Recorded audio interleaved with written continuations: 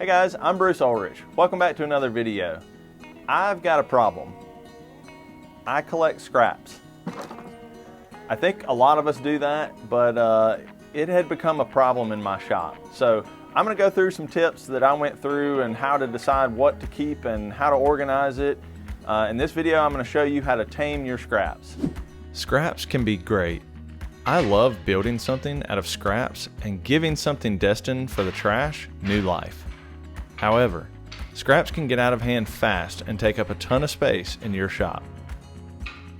I tend to hold on to too many scraps, and while I'm not going to throw them all away, I wanted to show that there are different iterations to the scraps that each of us keep.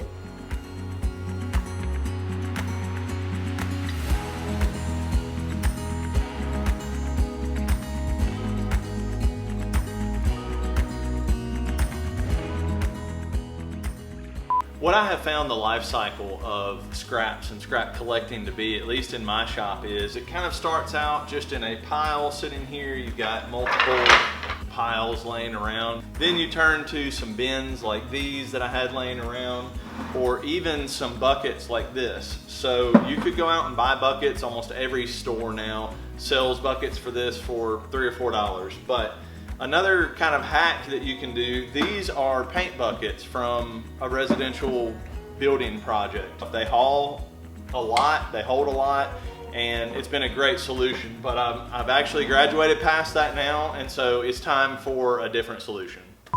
The first thing to do was to clear out the space I was going to utilize for the new scrap organization shelf.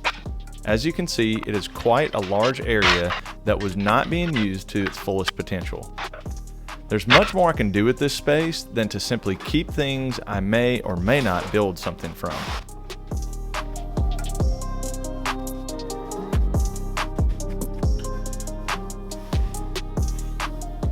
I assembled this shelf quickly off camera, and this particular one can hold up to 200 pounds per shelf, so it should suit my needs just fine.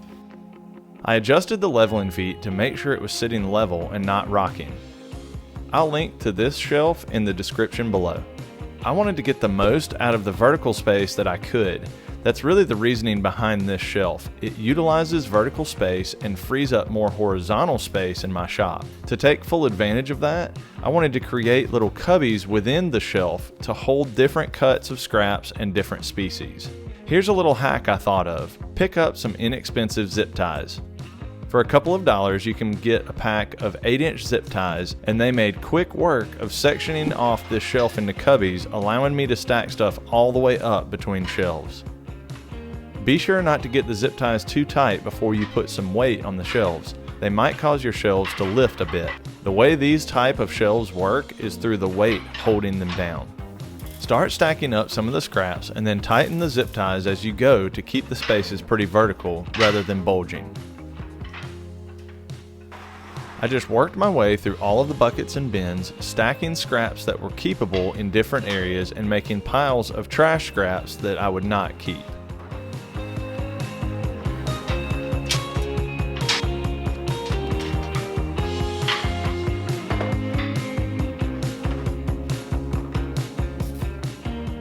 As I was going through the scraps, I had a nice hug break from my youngest. He's pretty interested in my shop, and he's always checking on me. Hey, bud.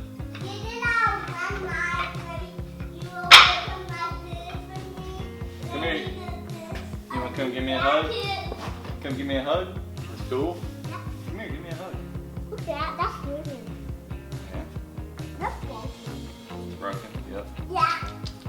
This is so cool. It's cool, isn't it? Yeah. Are you about to go take a bath? Yeah, but can I just do my stuff? No, not right now. I'll let you build some later. Okay. Tomorrow? Yeah, maybe tomorrow. We're gonna have some more blackberries. Yeah. All right. See you in a little bit. I continued to make my way through my scrap bins, and I kind of hit a wall. I started having some sort of remorse about getting rid of a bunch of this. It was helpful for me to get my wife involved. She kind of reassured me that I was doing the right thing, and she had an interesting perspective about why it was hard to throw some of it out. She said that I probably remember most of the projects that these pieces came from, and she was right. It's like I could see many of the projects and I was still holding on to them.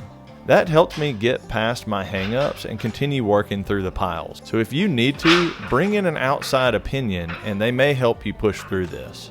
Once you've decided your criteria of what you will keep, don't just throw everything away. Call a local friend that does a different type of woodworking or has different things that they want to build and see if they want any of it. Hello. Hey Josh. Hey. What's up? It's Bruce. Hey Bruce, how's it going? Good. How are you? Doing pretty good. Well, good. Hey, I've been going through a lot of my hardwood scraps and just figured I'd see if you wanted some of them.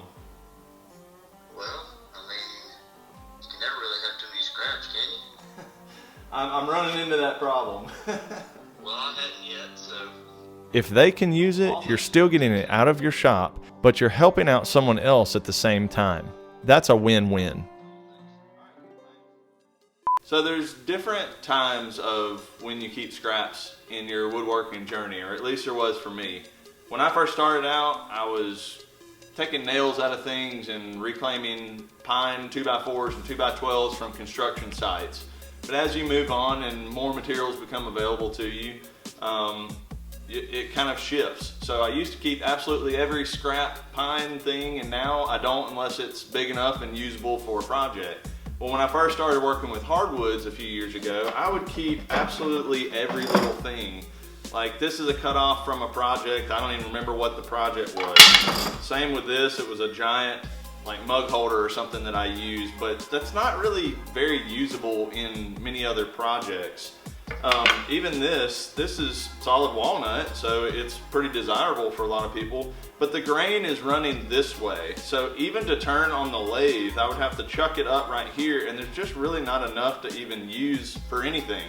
So it's not useful. I mean, I used to keep these little pieces that I don't have a use for now. So don't feel bad if you have to go through your scraps and get rid of some things that you previously held on to. There are different stages, and as you go through your woodworking journey, that will change a little bit. After I set some of the scraps aside for my friend Josh, I took the rest out on a cold day to use in our fireplace. I'll leave links below to Josh's Instagram, so be sure and go give him a follow. We enjoyed the fire that whole afternoon, and I breathed a sigh of relief knowing my shop was one step closer to being organized. Oh, and if you want to see how I made this fireplace bellows, I'll link below to the video I made about that. Go check it out.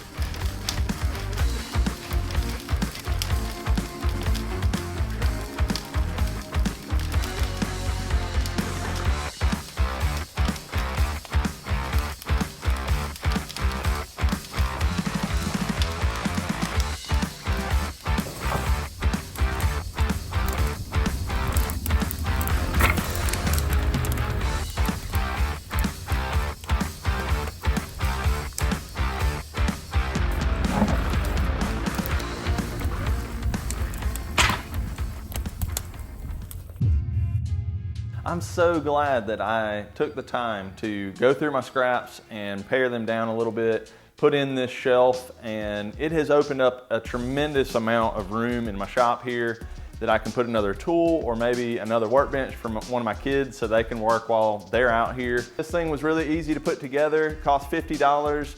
I don't think I could have built something this size really for much under that, because even cheap plywood is usually about 30 bucks. I didn't have to put the time into building this, I could just put the time into organizing. I'll leave a link below to this shelf, so if you want to go check it out. I happen to like that it has a black finish on it, just kind of turned out nice. Of course, it'll be sawdust colored in 2 days. I showed you some of the things that I use as criteria, whether I'm keeping scraps or they're getting out of my shop. I'd love to know what you do, what some of your criteria is for how you keep scraps. Leave me a comment below and let me know how you make those decisions. Thanks so much for watching. I'll see you in the next video.